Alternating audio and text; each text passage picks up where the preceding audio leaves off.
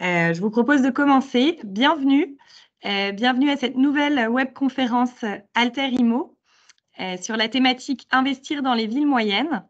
Cette webconférence sera présentée par Pierre Boyer, qui est consultant chez Adéquation, qui vous présentera une partie marché plus générale, puis l'intérêt d'investir dans les villes moyennes, avec des focus sur 4 villes que les responsables prescription vous présenteront également.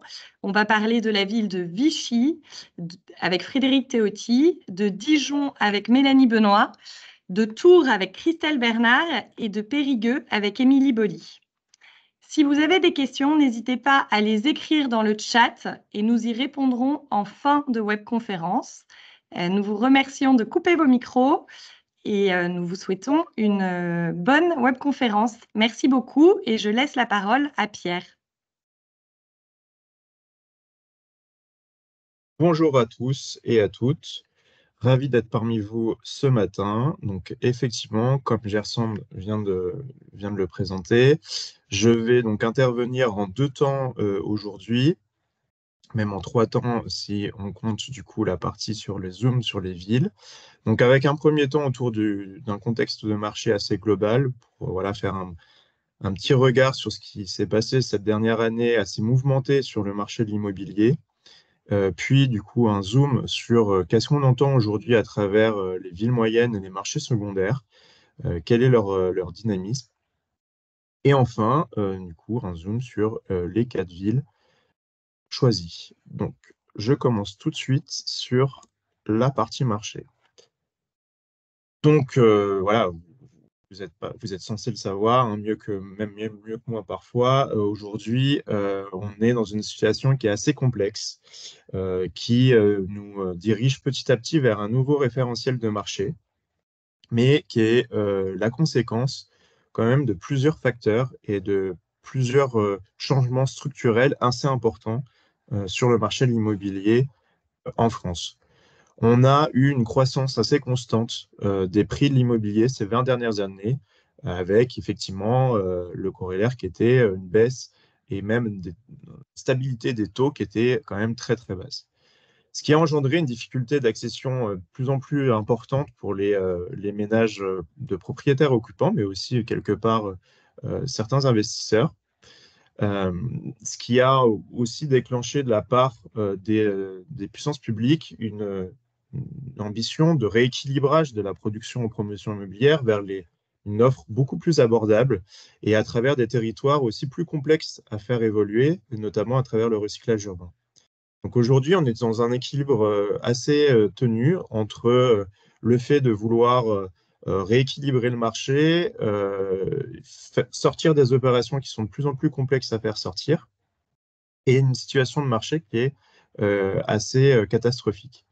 On a eu une solvabilité des ménages qui a été de plus en plus difficile à trouver, une progression des taux assez impressionnante. Et en parallèle, on a eu une hausse des coûts de la construction et la fin de certains dispositifs comme notamment le Pinel. Donc 3 conséquences assez flagrantes. Une chute brutale des ventes en promotion immobilière. On va tout de suite voir concrètement ce que ça veut dire. Des péréquations immobilières qui sont aussi de plus en plus complexes à trouver dans les opérations, puisqu'il y a de plus en plus d'ambition. Et un constat, seuls les produits les plus abordables arrivent encore à se vendre. Donc concrètement, en termes de volume de logements vendus ces dernières années, on a une chute assez impressionnante du volume de ventes, puisqu'on est passé de 60 000, enfin plus de 120 000, pardon, volume de vente en 2022 à 60 000 aujourd'hui. Après, l'immobilier, c'est une succession de cycles. On le voit bien là, ces 30 dernières années. On est soit sur voilà, une progression ascendante, puis descendante au gré, en fait, finalement, des différentes crises. Mais en gros, on avait un étiage entre 60 000 et 120 000 ventes depuis les années 80. Mais aujourd'hui, voilà, une chute assez impressionnante et qui, en fait, a démarré bien avant la crise qu'on a connue ici, là, cette dernière année, en 2023. Sur le marché, ce qu'on observe, c'est que ces 30 dernières années, le marché de la promotion immobilière a été largement soutenu par les dispositifs de défiscalisation qui a pu représenter jusqu'à 50% des réservations depuis 1995, presque 70 000 logements par an parfois. Et là, ce qu'on observe sur la dernière année, c'est qu'en gros, en 2022, on était à 40 000 lots vendus à investisseurs et on tombe en 2023 à la moitié, à 20 000 lots. Forcément, cet ajustement des réservations est aussi la conséquence de l'ajustement de l'alimentation du marché et donc des mises en vente, où le marché a été beaucoup moins alimenté ces dernières années. C'est ce qu'on a représenté ici sur la courbe bleue. Néanmoins, on voit que l'offre commerciale est assez constante et se stabilise autour de 100 000 lots. Et forcément, là, ce qu'on va voir ces prochains mois, c'est que ce lot, même s'il est assez dur et peu fluide à écouler, hein, parce qu'on a des durées de commercialisation qui sont de plus en plus longues, eh bien, il va petit à petit diminuer si le marché n'est pas de nouveau alimenté. L'autre conséquence assez directe en fait, de cette évolution de marché, c'est aussi la progression des prix qui a été assez constante depuis un certain nombre d'années. Puis, on a eu des pics quand même de progression des prix assez importants après le post-Covid et avec l'inflation aussi. Mais aujourd'hui, on voit qu'on est sur une certaine stabilisation, voire un léger recul autour de 5 200, 5 400, 400 euros du mètre carré en promotion immobilière. Aujourd'hui, on est vraiment sur une synchronisation, une redistribution du marché vers une diversification de plus en plus importante, et notamment à travers les produits gérés, qui prend de plus en plus une part importante de la production globale.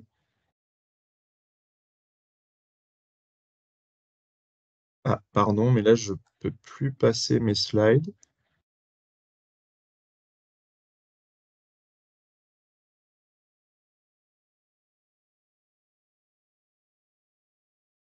Là, sur le contrôler.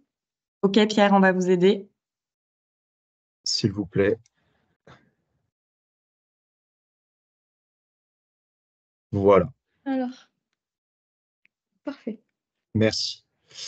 Donc oui, pardon, excusez-moi, je disais que voilà, on était sur un marché qui était devenu, qui se diversifiait de plus en plus à travers effectivement les résidences gérées.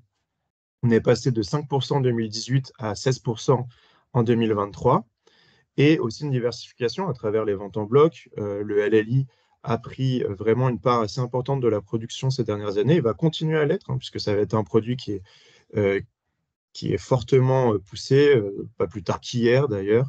Le ministre de l'économie a parlé d'une enveloppe d'1 milliard d'euros pour le LLI, qui devrait représenter un peu plus de 10 000 logements. Et ce qui est aussi important de regarder là sur ce graphique,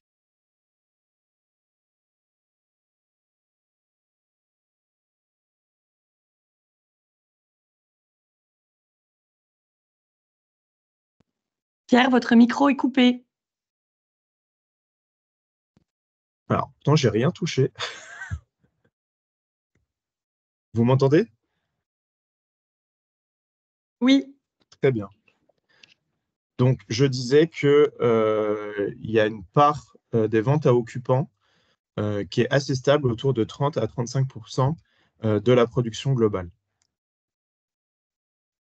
Donc aujourd'hui, on est dans une situation assez complexe où, notamment sur les zones tendues, l'accession est de plus en plus difficile pour les ménages, et ils deviennent de plus en plus captifs de leur logement, et notamment lorsqu'ils sont en location.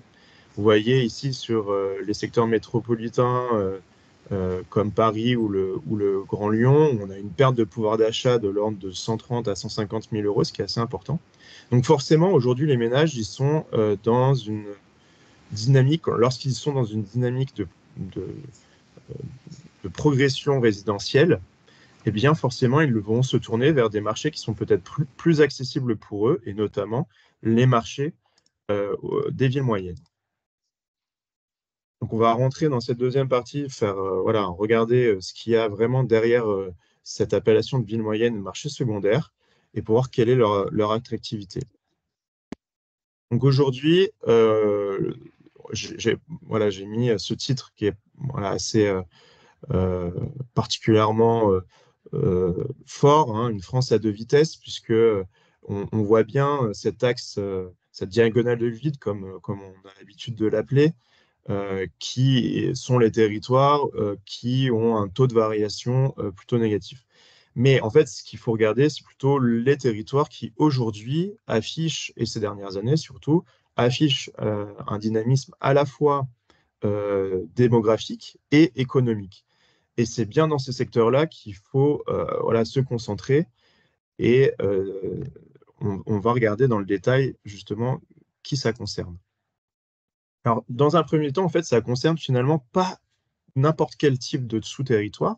Il s'agit en fait de territoires qui sont plutôt qui ont une taille autour de 150 000 habitants, mais on voit tout de suite que, par exemple, les territoires particulièrement beaucoup plus petits, donc moins entre 150 et 200, mais surtout moins de 50 000 habitants, sont les territoires qui continuent de perdre de la population avec cette petite taille de ville.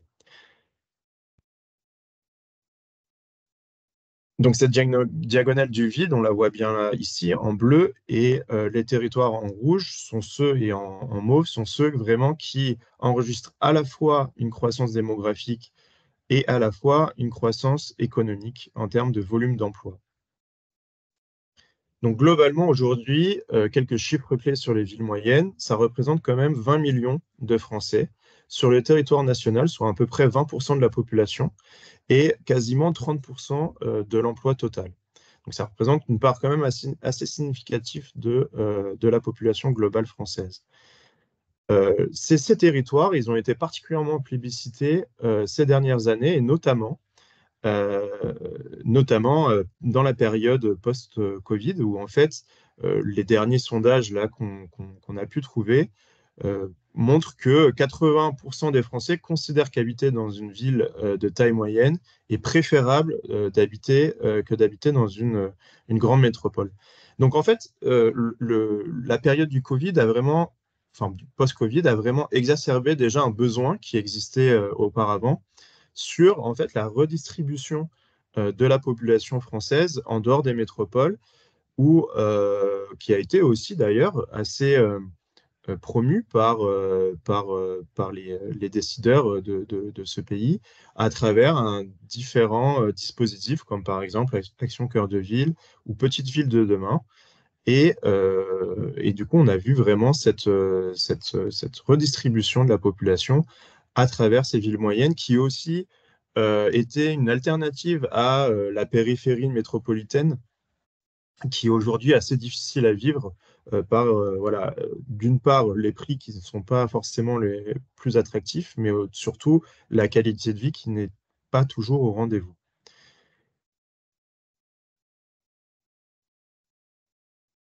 Donc, on a classé, en partant de ce constat, on a classé de deux manières ces villes et ces secteurs de taille moyenne. Donc, à travers les agglomérations moyennes, donc toujours, hein, qui enregistrent un dynamisme à la fois démographique et économique, mais on est sur un volume d'habitants autour de 180 et 300 000 habitants. Alors, parfois, on les appelle métropoles, hein, mais c'est plus un terme administratif qu'autre chose. Et la caractéristique aussi, c'est qu'ils ont à peu près en promotion immobilière moins de 500 ventes par an. Et donc là, on est plutôt sur une moyenne autour de 350. Sur les secteurs secondaires, on est encore une fois sur un dynamisme démographique et économique. C'est vraiment la colonne vertébrale de la démonstration. Mais on est plutôt entre 100 et 150 000 habitants. Et on est sur des territoires où là, le volume de production de logements est aujourd'hui un peu plus faible. Et il y a une disparité assez importante entre les territoires B1 et les territoires B2. Donc, lorsqu'on regarde d'un peu plus près sur voilà, la géographie de ces territoires et sur le dynamisme du point de vue marché très récent, on voit forcément que le ralentissement, il se fait aussi, enfin, il est probant sur ces territoires, mais il est quand même plus ou moins important selon les secteurs. Par exemple, à Dijon, on est sur un recul plutôt de l'ordre de 20 à 30% du volume de vente par rapport voilà, à une production, enfin un recul moyen à l'échelle nationale qui était de l'ordre de 50%. Je vous l'ai mis ici, on est sur moins 48% à l'échelle nationale. Et donc, on a des territoires qui réagissent plus ou moins fortement. On est effectivement sur une baisse assez générale, mais on part aussi de volumes de marché hein, assez différents puisque par exemple Tours ou Caen affichent toujours un volume quand même un peu plus important que des secteurs un peu moins dynamiques en termes de production, comme Besançon par exemple, où là on est seulement autour de son logement. Néanmoins, on est sur une agglomération et une commune qui a assez attractive du point de vue de l'emploi et qui a une croissance démographique assez importante. Sur la part d'investisseurs, là aussi, c'est intéressant d'observer qu'à l'échelle métropolitaine, donc sur l'ensemble du territoire national, on était sur une part, donc vous l'avez vu hein, tout à l'heure, qui a baissé de 50%, on est passé de 40 000 à 20 000 lots, mais qui représentait globalement 35% du marché, 35% des ventes. On voit que là, sur ces territoires-là, la part de ces ventes investisseurs est beaucoup plus importante. On est à Angers à 55%, à Tours à 58%, à Dijon à 42%, Clermont-Ferrand 55%. Donc, des marchés qui ont été vraiment beaucoup plus portés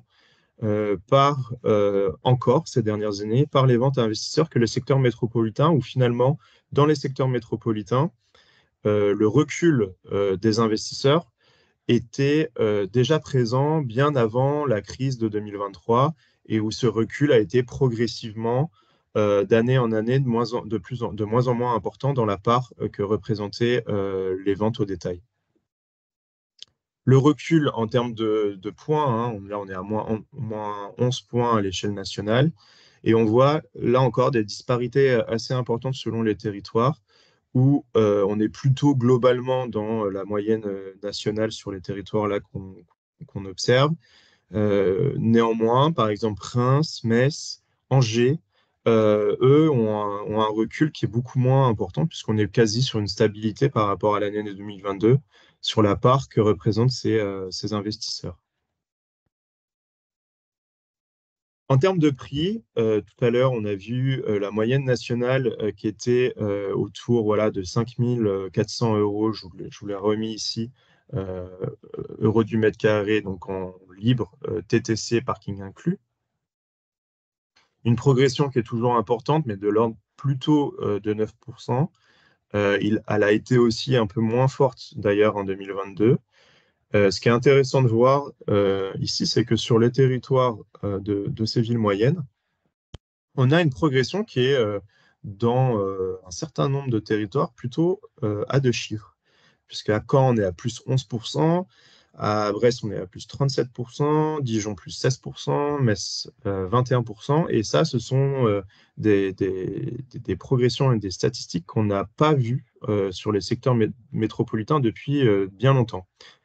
Où là, on avait finalement atteint sur les secteurs métropolitains un peu un plafond de verre en termes de prix. Et on est plutôt sur une stabilisation, voire une régression. Pas sur ces territoires de villes moyennes.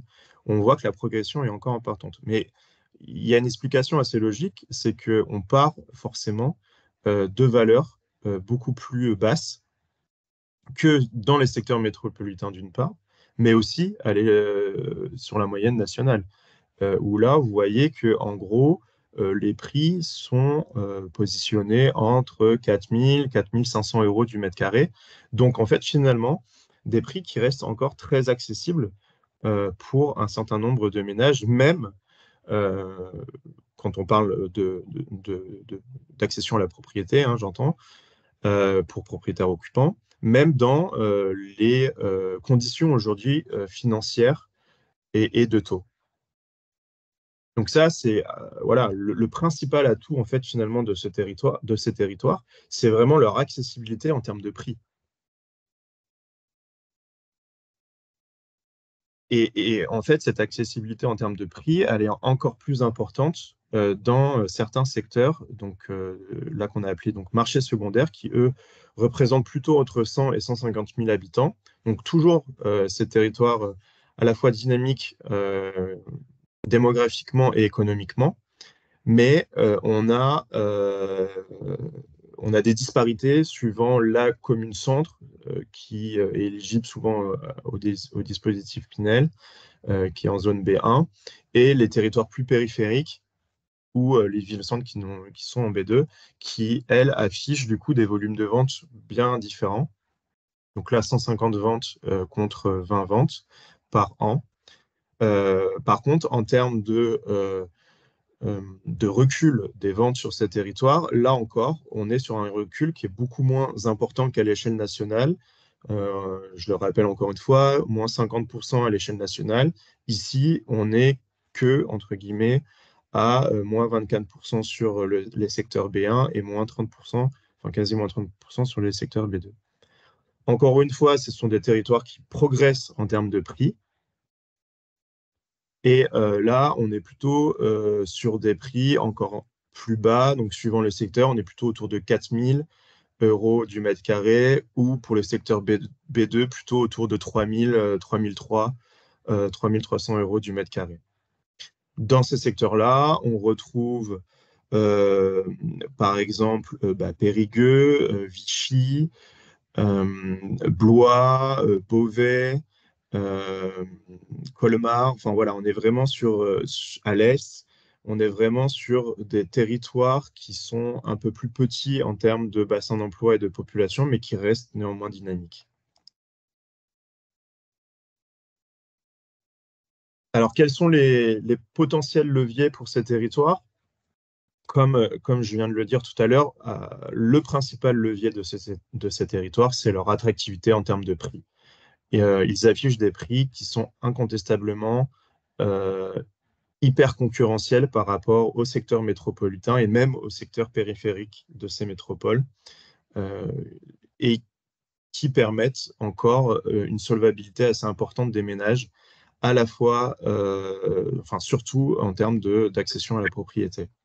Et donc, à travers ces leviers, notamment pour l'accession à la propriété, on peut retrouver effectivement le PTZ, et notamment le nouveau PTZ, celui de 2024, pardon, qui a permis une légère respiration en termes de budget, de l'ordre de 20 à 40 000 euros. Après, ce nouveau PTZ, il est quand même très... il est régi par un certain nombre de règles assez importantes, et notamment par rapport au prix, au prix du bien, pardon, la capacité, pardon, je vais y arriver, la capacité budgétaire de ces ménages, et évidemment à travers des plafonds. Les QPV, c'est aussi un moyen assez important et un levier assez important sur ces territoires, notamment à travers le levier de la TVA réduite, toujours dans cette ambition d'accession à la propriété pour rendre pour les propriétaires occupants, pour avoir voilà, un prix beaucoup plus abordable, mais aussi finalement pour le Pinel Plus. Le zonage Pinel reste encore pour quelques mois intéressant sur ces secteurs-là, et notamment pour le Pinel Plus. Mais le vrai levier pour ces prochains mois et ces prochaines années sur ces territoires, c'est vraiment le meublé. le meublé, puisque sur ces territoires où l'offre locative est pas forcément très importante et souvent de pas grande qualité, le meublé peut être vraiment un levier assez important parce qu'on est sur du coup des zones d'emploi assez importantes, soit aussi des zones transfrontalières, des zones de littoral, donc qui peuvent répondre en plus à différents types de besoins. Donc, en conclusion, sur ces territoires de villes moyennes et de marchés secondaires, on a vu qu'ils représentaient quand même quasi 30% de la population française, donc c'est absolument pas négligeable, qu'ils observaient voilà, un dynamisme démographique assez important. Ce sont des territoires qui sont finalement rarement isolés. Ce sont toujours des territoires qui sont assez connectés, à la fois par voie ferroviaire, mais aussi euh, par, euh, par le biais de la voiture, à des territoires qui sont voilà, des métropoles. Donc en fait, ce sont plutôt des prolongements métropolitains à grande échelle qu'autre chose. Mais aussi, ce sont aussi souvent des territoires de littoral ou des territoires transfrontaliers qui bénéficient forcément du coup enfin, de l'économie de l'autre pays. C'est des marchés qui se développent encore et toujours, qui représentent entre un tiers et 50% de l'activité en promotion immobilière suivant les années. Ils se développent et gardent finalement un classement assez similaire suivant les années, c'est-à-dire que les villes progressent chacun de leur côté, mais c'est très rare, en tout cas du point de vue statistique, et ça reflète bien la réalité. Donc une ville, du jour au lendemain, rentre dans le top 5 des villes les plus attractives. Voilà. On a une expansion des prix sur ces territoires. On l'a vu cette dernière année, on a eu une progression à 2 chiffres, contrairement à l'échelle nationale et au secteur métropolitain. Mais en fait, si on lisse un peu cette progression des prix sur les dernières années, on est plutôt de l'ordre de 3 à 5% sur ce territoire quand on prend voilà, une analyse de lecture un peu plus longue, autour de 5 ans. Des marchés hyper accessibles, voilà, 4 200 € du mètre carré hors stationnement pour les villes moyennes et 3 300 € pour les villes secondaires.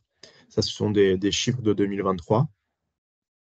Comme je le disais tout à l'heure, ce sont des villes qui ont été aussi très euh, voilà, il y a eu beaucoup de changements en termes d'infrastructure, de qualité de vie, et notamment portés par des actions publiques autour d'Action Cœur de Ville ou des dispositifs Petites Villes de demain.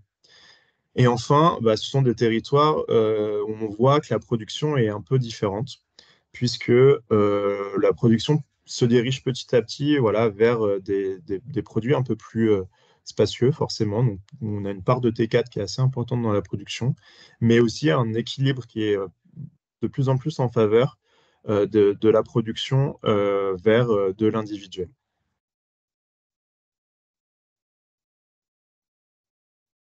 Donc, on va passer maintenant sur les zooms sur les villes moyennes et on va du coup commencer par le territoire de Vichy.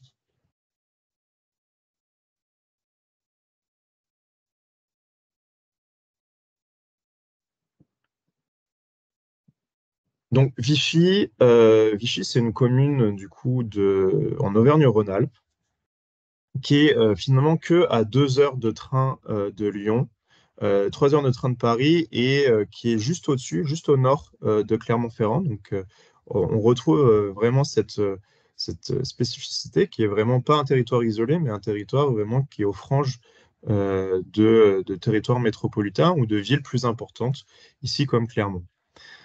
Euh, c'est une ville qui est assez dynamique dans le sens où elle attire parmi ces nouveaux arrivants plus de 20% de ménages de plus de 60 ans. Donc c'est une ville qui vraiment attire une population senior et qui se dirige particulièrement vers le parc locatif, donc à hauteur de 54%, et parc locatif libre nu, j'entends, et 16% vers le parc locatif meublé. Ces seniors, ils viennent en fait presque à 25% de territoires métropolitains. Donc en fait, des ménages qui étaient dans une grande métropole et qui décident pour une meilleure qualité de vie de se diriger plutôt vers des villes moyennes comme celle de Vichy. Et donc là, on le voit vraiment typiquement dans les statistiques. C'est donc à la fois des ménages qui viennent de grandes métropoles, mais aussi des ménages qui sont déjà présents dans l'agglomération, qui ont par exemple vendu leurs biens en périphérie et qui viennent s'installer dans Vichy même, puisque Vichy, vous voyez, a toutes les commodités d'une ville moyenne qui permet d'avoir une qualité de vie très bonne. Donc, à Vichy, finalement, on a plus de 8000 ménages seniors, ce qui représente en fait quasiment 50% des ménages de la ville. Aujourd'hui, on a un marché qui est déjà un peu structuré en termes de logements seniors, de logements seniors spécifiques, en résidence gérée, j'entends, mais qui est bien faible par rapport justement à cette capacité totale de ménages qui existe sur la commune. Mais Vichy, c'est aussi un territoire de patrimoine et culturellement qui est très orienté vers les curistes, en fait. Les curistes, aujourd'hui, et une ville thermale importante, représente quasiment 10 000 curistes par an. Donc, du point de vue touristique, c'est vraiment un atout assez important sur la ville de Vichy. Et en saison, en fait, ça augmente la population de plus de 3%. Donc, aussi un besoin sur une offre d'hébergement pour potentiellement ces curistes de passage sur Vichy. Quand on regarde la structure un peu de l'immobilier et du marché, on a quand même quasiment 90% du parc qui est antérieur à 1975, donc un parc qui est vieillissant, et 61% de ce parc est classé en dessous de la classe E. Du point de vue marché, on est à un prix autour de 3 800 € du mètre carré en neuf. On a vu, vous voyez, une progression de plus de 17% en 5 ans, donc une progression qui est assez significative. Un prix moyen dans l'ancien qui est autour de 2 000 € du mètre carré, donc là aussi très attractif. Et ce qui est intéressant de voir, c'est effectivement ces taux de rendement sur le loyer moyen nu et le loyer meublé, qui est voilà, de l'ordre de 6 à quasiment 8% quand on parle du meublé sur le territoire de Vichy. Et les loyers meublés ont progressé de plus 25% sur ces 5 dernières années. Donc, voilà, une attractivité de ce produit qui est quand même assez significative. Donc aujourd'hui, Vichy, c'est un marché qui est en sous-offre, notamment sur l'offre locative. C'est une ville qui est très attractive sur le bassin d'emploi de l'Est, de l'Ouest d'Auvergne Métropole, d'Auvergne-Rhône-Alpes. Euh, c'est une ville qui est touristiquement attractive puisque c'est une ville thermale qui a une renommée internationale. Et comme je vous le disais, c'est une ville qui est hyper connectée avec les différents gros pôles d'emploi et pôles structurants de la région Auvergne-Rhône-Alpes. Pour information, on a créé pour vous aider dans vos ventes et notamment dans des ventes transrégionales, des fiches sur les villes moyennes et notamment sur Vichy et l'ensemble des villes qui vont être citées, qui sont disponibles sur notre site, sur la homepage. On a un pavé ville où investir où vous avez toutes les fiches de ces villes avec les critères dont Pierre a parlé et même davantage d'informations sur l'intérêt de ces villes. Et je laisse la parole à Frédéric qui va vous présenter les programmes de Vichy. Oui, bonjour à tous, Frédéric Théotique, Cogévim Lyon. Écoutez, merci à tous d'être présents. Merci pour les précisions sur Vichy, qui est effectivement une ville que j'ai découvert moi pour ma part lors de notre lancement et avant même la préparation de ce projet. Donc effectivement, hyper connecté, puisque moi, à chaque fois que j'y vais, c'est quasiment systématiquement en train, donc 2 heures depuis la gare de la Part-Dieu, donc c'est très très pratique. Et on a la chance d'avoir un beau projet donc qu'on aperçoit ici qui est, enfin on a deux projets plus exactement, puisqu'on en a un qui est situé exactement à la place de la Banque de France, dont on va conserver la façade, puisque c'était classé au monument historique, donc on avait une prescription des ABF, et donc on aura un projet qui sera ici, et je vais commencer par l'autre, qui est juste pas très loin, sur la rue Jean Jaurès, qui est une résidence senior, où on va avoir notre fameux gestionnaire Noé, anciennement Cogedim Club, donc qui va être le gestionnaire, sachant que on est en plein cœur de ville, donc si on sort de la gare, on fait 500 mètres sur la rue de Paris, et ensuite on tourne sur la rue Jean Jaurès, on est à côté du centre commercial avec le cinéma qui est en plein cœur de ville, on est à côté du parc des Sources, on est à côté du casino, du théâtre et surtout de tous les... Enfin, c'est l'opéra plutôt à Vichy et on est à côté de tous les commerces. Donc, c'est vraiment idéal pour les seniors. Comme il a été dit un petit peu avant, on a pour notre gestionnaire, c'est l'endroit idéal puisqu'on a une population de seniors qui est plus importante que la moyenne nationale et surtout avec des revenus qui sont plus importants que la moyenne nationale. Donc, on a vraiment une résidence où on est sûr et certain de remplir. Donc, une rentabilité qui se maintiendra bien évidemment pendant de longues années, et donc avec de beaux appartements, une rentabilité moyenne brute à 4,5 sur tous nos logements. On a 93 logements, donc on en a un petit peu moins puisqu'on a eu un vrai succès commercial sur cette opération. Et donc des T2 à partir de 187 200 euros hors taxes, hors mobilier, et des T3 à partir de 282 700 euros hors taxes, hors mobilier, donc avec une rentabilité de 4,5 brut hors mobilier. On a une livraison prévisionnelle qui est prévue fin 2025, donc les travaux ont bien évidemment commencé, tout se passe très très bien, et donc encore une fois, une ville vraiment très très très agréable Une pour vente les normale, c'est seniors 5.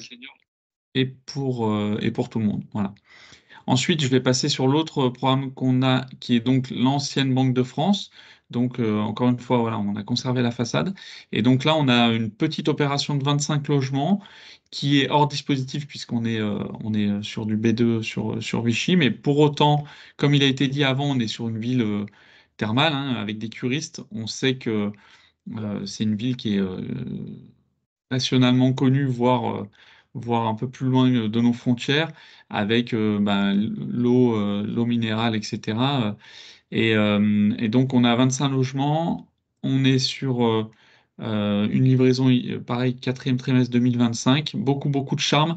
On a attiré beaucoup de Vichysois et des alentours qui ont acheté rapidement sur l'opération. Pour vous donner un ordre d'idée, sur les 25 logements, on en a vendu 11 le week-end du lancement. Donc voilà, une vraie attractivité des locaux, puisque c'est, comme il a été encore une fois très bien dit, c'est un parc très vieillissant, et à cet endroit-là, on est les seuls à avoir une opération avec des normes environnementales actuelles, alors qu'on est sur un parc vieillissant avec des passoires thermiques. Donc il y a un vrai attrait sur cette opération. Donc voilà, là il reste quelques lots. On a, euh, on a des appartements avec tout le confort moderne, et donc en plein cœur d'une ville très attractive et très agréable à vivre. Voilà, merci beaucoup à tous. Merci Frédéric. On va désormais parler de la ville de Tours avec un focus que Pierre va vous expliquer, et ensuite Christelle Bernard vous présentera le programme.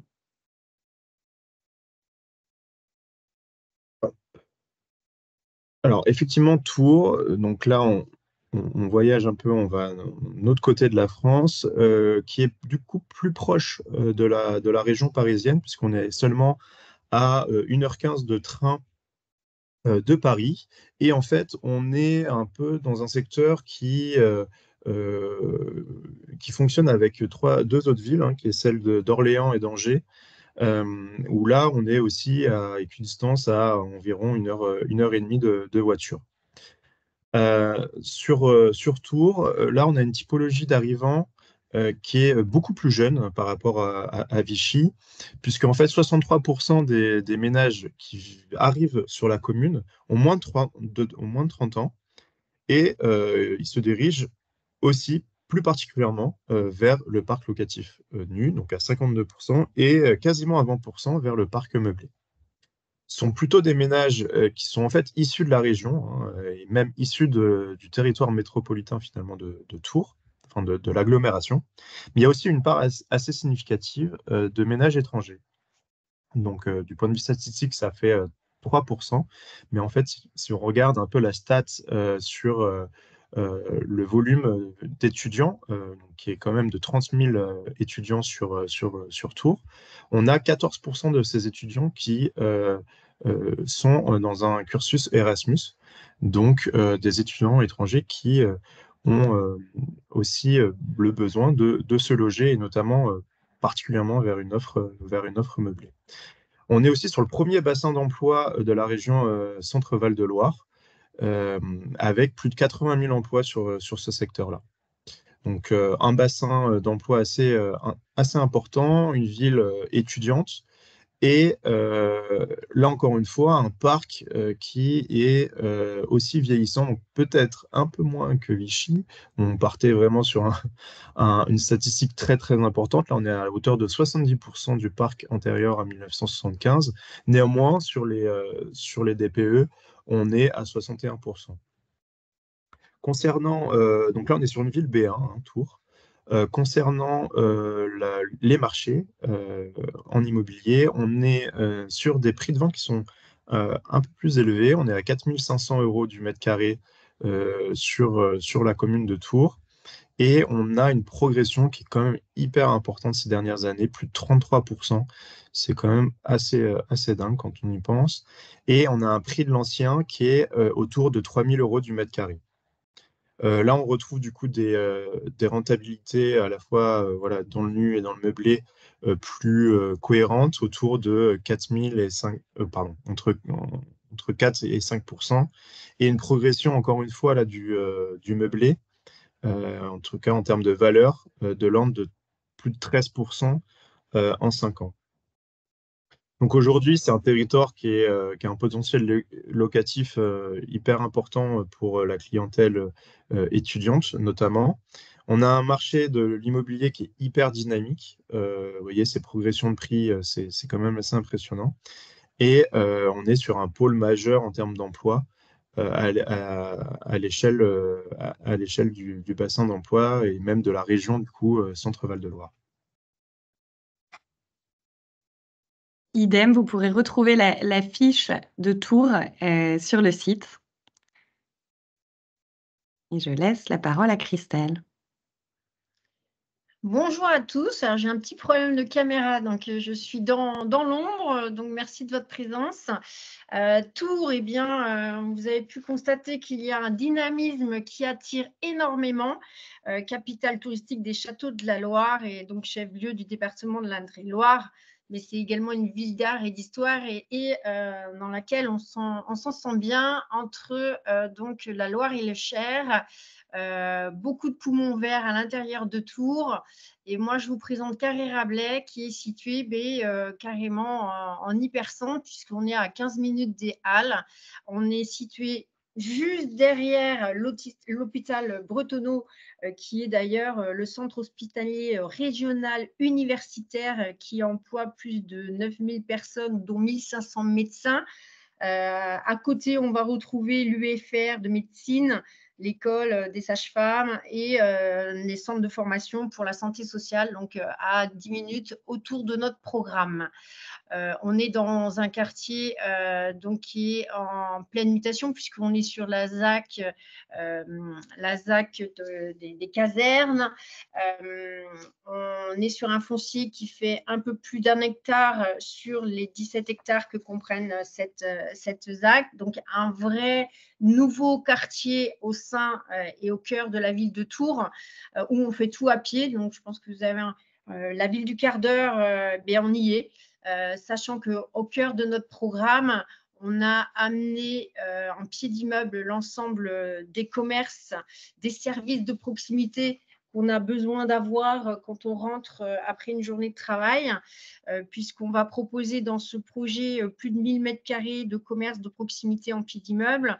On a également un espace dédié au bureau avec un peu plus de 2000 m² de bureau également. Beaucoup d'espaces verts, donc avec un peu moins de 3000 m² d'espace, dont un cœur d'îlot planté pleine terre, donc un vrai poumon vert en hypercentre. Le programme que vous avez en ligne, donc c'est sur le plan masse, la partie au nord-ouest, donc les deux immeubles, deux bâtiments qu'on voit qui en fait n'en font qu'un seul, qui est donc le bâtiment A qui s'appelle Ronsard, qui est composé de 2 cages d'escalier, le hall Sapelli qui sont les lots qui commencent par 1000 et le hall Peuplier qui sont les lots qui commencent par 2000. Donc ces deux halls composent le bâtiment Ronsard. Vous allez avoir à l'offre du T2 à partir de 248 000 €, parking compris, et du T3 à partir de 276 000 €.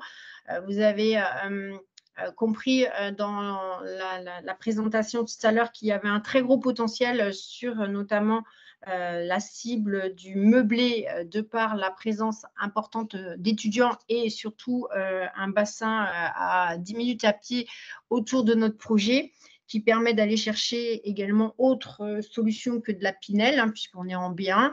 On est donc sur la Pinel, on va dire classique, même si on est dans une ZAC, on n'est pas en QPV, donc c'est de la Pinel classique. Mais il y a un fort potentiel également sur une offre en meublé grâce à notre pack que l'on propose pour aller chercher des rentabilités plus importantes et entre autres des loyers autour de 800 voire 900 € par mois sur du T3. J'en profite pour vous parler également de l'évolution sur notre dernière tranche, donc le dernier foncier que vous allez avoir à l'offre très prochainement, qui est donc le bâtiment que l'on aperçoit sur le plan de masse en bas à droite. En bas à gauche, qui est sur la rue du Capitaine Pougnon, qui va être composé de petits lots en résidence étudiante, démembrés et non démembrés, donc en meublé et en démembrement, ainsi qu'un plot d'une trentaine de logements du T2 ou T3, donc avec un terrassement qui est déjà fait puisque c'est un permis de construire unique sur l'ensemble de notre projet. Particularité également, quand on parle de la ville du quart d'heure, la nouvelle ligne de tram qui a été donc dessinée et qui est donc disponible sur la toile, qui sera mise en service normalement en 2028, passera donc au nord de notre projet, donc le long de la partie nord de notre plan de masse, qui sera donc un vrai plus également pour la valorisation à la revente des investisseurs qui seront positionnés sur la résidence. On est en livraison premier trimestre 2025 pour l'offre. On est hors d'eau, hors d'air, sur une résidence en R+6, avec, donc, comme je le disais, tous les commerces de proximité. Merci Christelle. On va désormais parler de Périgueux, qui est aussi un programme Cogedim comme les deux précédents. Et ensuite, nous présenterons un programme Pitch, Woodeum Pitch avec Mélanie. Donc, Périgueux, on est plutôt plus proche du secteur métropolitain de Bordeaux, puisqu'on est uniquement à 1h30 de train de Bordeaux, mais aussi proche de Limoges, à environ 1h10 en train. Alors, un peu comme Tours, on a une attractivité sur les jeunes ménages qui est très importante, puisque dans les nouveaux arrivants, on a 50% de moins de 30 ans qui arrivent sur le territoire. Encore une fois, de manière prioritaire, ils s'orientent vers le parc locatif, qu'il soit meublé ou nu. Et ces jeunes ménages viennent particulièrement de l'agglomération même de Périgueux, mais aussi un certain nombre de ménages viennent directement de Bordeaux même, donc à hauteur de 7%. Euh, on a une population étudiante de l'ordre de 3000 étudiants, donc voilà, un bassin qui est quand même assez significatif. Et on est aussi sur une ville où il y a beaucoup d'emplois, où le taux de structuration d'emploi est assez important, et qui est aussi une ville touristiquement attractive, puisqu'on a autour de 30 000 visiteurs par an sur la commune de Périgueux, et on a une progression justement de ce tourisme qui est assez importante, puisqu'on a plus de 30% de visiteurs supplémentaires par rapport à la période pré-Covid, donc de 2019. On est sur un parc qui est particulièrement ancien, hein, 87%, et à hauteur de 54% avec un DPE classé E. On est sur une commune classée B2, avec des prix dans le neuf très très très attractifs. Voilà, et un marché qui est très très peu structuré sur l'offre neuve, hein. Aujourd'hui, sur Périgueux, et ces dernières années, il y a eu très très peu d'opérations qui ont pu alimenter le marché, donc ce qui en fait un produit hyper attractif sur le territoire. On a un prix de l'ancien autour de 2100 euros du mètre carré, et une progression là aussi de plus de 30% sur 5 ans. On a des rentabilités de l'ordre de 6 à 7%, toujours avec un différentiel d'1% entre le meublé et le non meublé. Une progression de quasi 15% sur les loyers meublés en 5 ans. Donc aujourd'hui, une ville comme Périgueux, c'est une ville où en fait, voilà, il y a un patrimoine existant qui est d'exception, qui est très attractif pour les visiteurs, les touristes, mais aussi c'est une zone d'emploi, une zone d'étudiantes importante, donc il y a un potentiel locatif très important et qui est très réactif. On voit dans les statistiques que la période de location, enfin en tout cas le temps euh, de différence entre le moment où un bien est proposé à la location et il est loué est très très très rapide. Donc c'est un indicateur qui est quand même assez important pour le souligner. Et on est sur un marché de l'ancien qu'il faut absolument renouveler. On a une très très forte attractivité du neuf, comme comme je l'ai mentionné juste avant, puisqu'on a eu une alimentation qui a été plutôt très restreinte en termes de volume ces dernières années.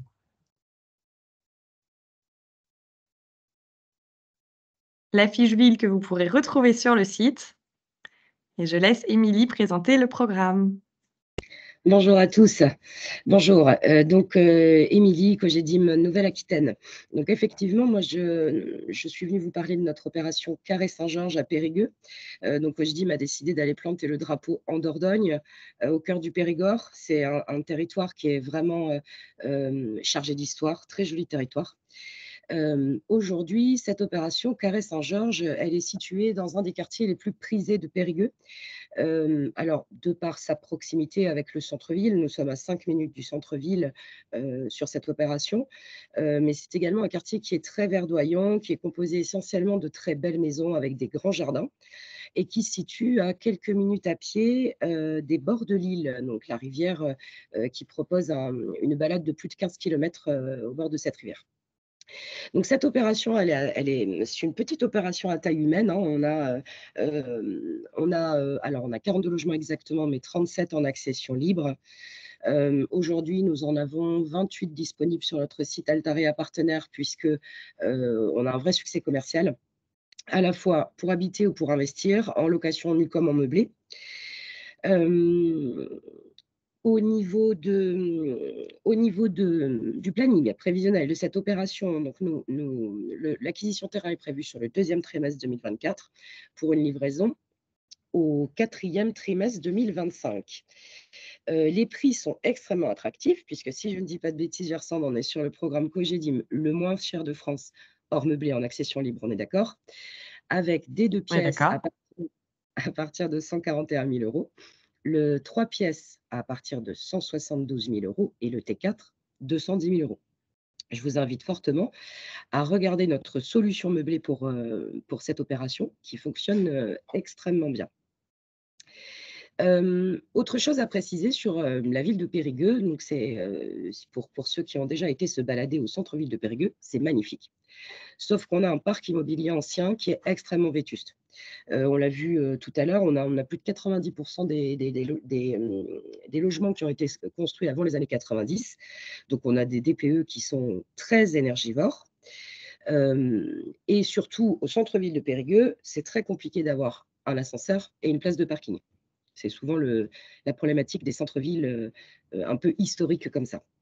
Donc là, c'est vraiment ce que nos clients recherchent, du neuf, place de parking, ascenseur. On est bien entendu sur une réglementation environnementale 2020. Nous sommes également certifiés NFHQE. Donc, c'est une certification on va aller chercher un organisme indépendant qui vient nous tamponner la qualité environnementale de notre opération. Et ça ne fait qu'une valorisation de plus pour le patrimoine de vos clients. Donc, voilà ce que je peux vous dire à propos de Carré Saint-Georges. Merci beaucoup, Émilie. Vous pourrez retrouver l'ensemble des programmes sur le site partenaire, évidemment, et vous rapprocher de vos responsables prescription. On va présenter la ville de Dijon. Alors, Dijon, c'est la capitale de la Bourgogne. C'est un territoire qui est là aussi très attractif, qui a fortement évolué ces dernières années, qui est porté par une production qui a été très importante du point de vue résidentiel, notamment à travers des secteurs aménagés assez importants.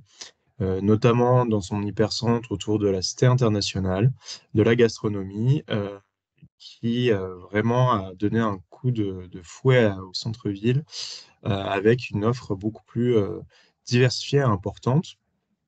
On est évidemment sur la dorsale française, qui est l'axe Paris-Lyon-Marseille. Donc on est à 1h30 de Dijon, de Paris et à 1h30 de Lyon, donc extrêmement bien placé. On a effectivement un pôle étudiant qui est là aussi très très très important, de l'ordre de 36 000 étudiants. On a 63% de la population qui arrive sur le territoire qui a moins de 30 ans. Ils viennent pour la plupart d'entre eux du territoire métropolitain de Dijon, mais aussi plus largement de la région Bourgogne-Franche-Comté même.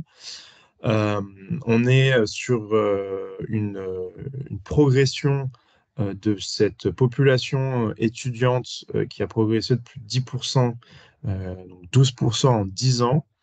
Donc voilà, une offre qui a essayé aussi de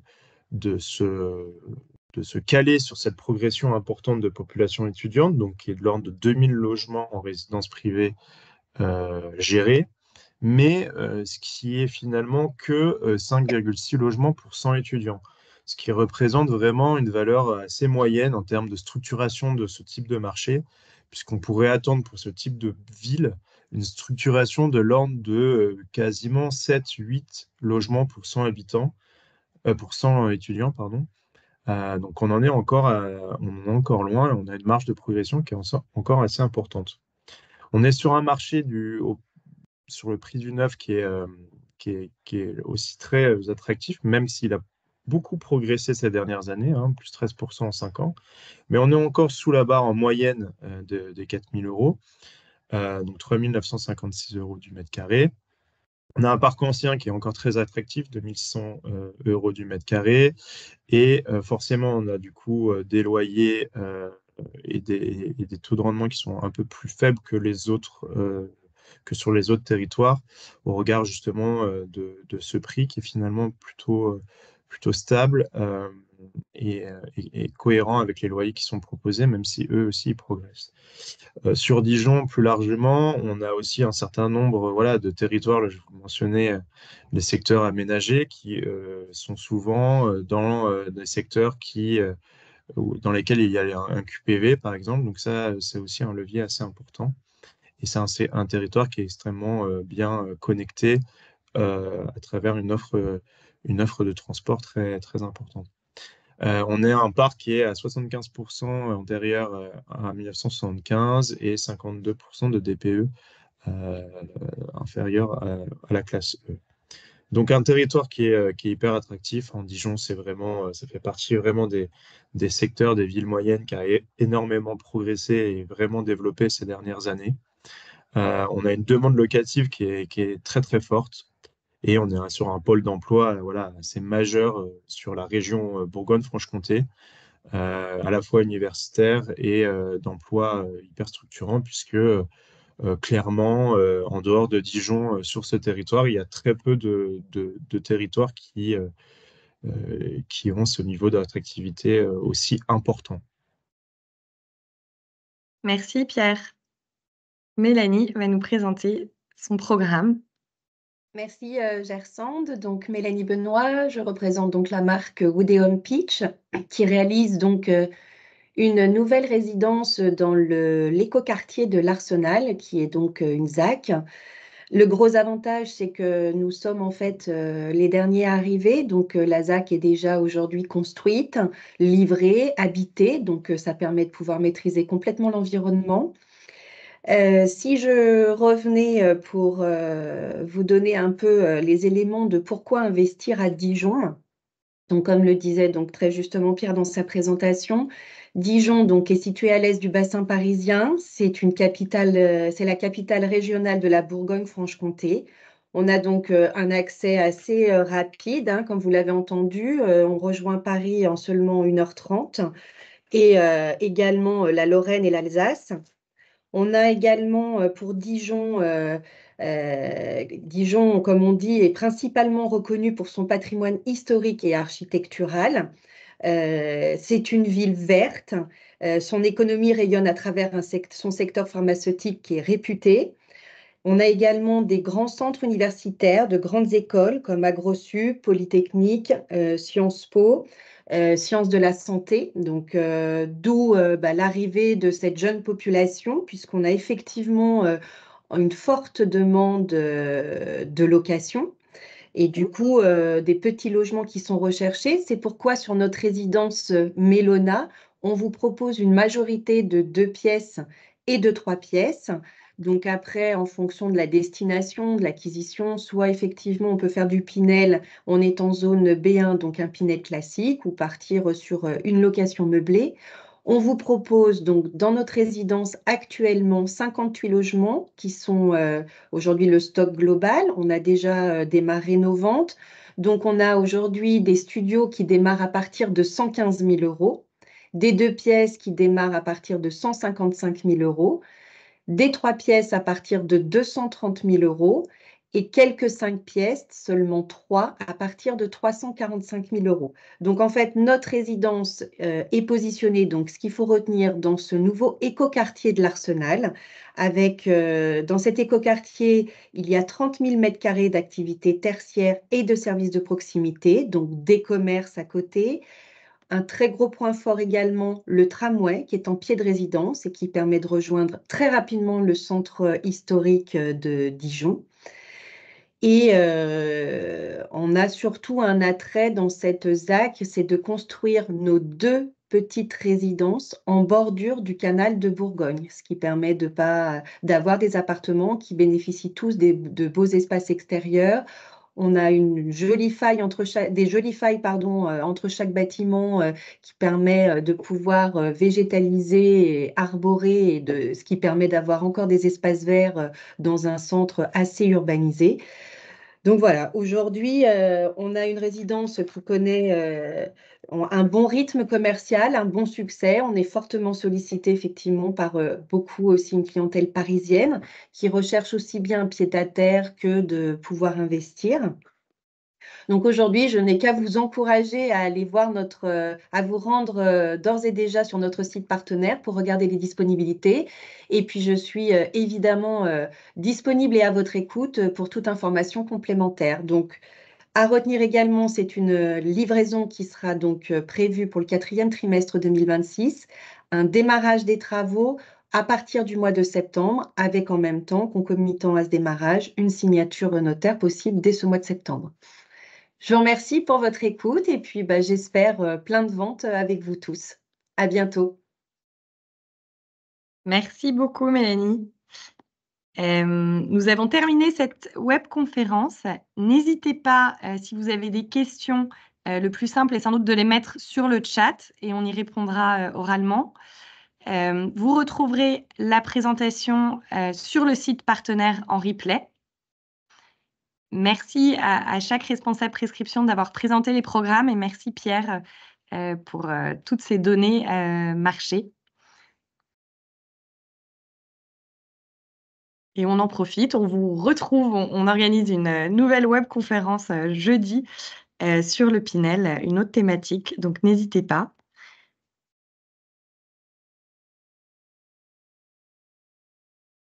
S'il n'y a pas de questions, à très bientôt et merci à tous.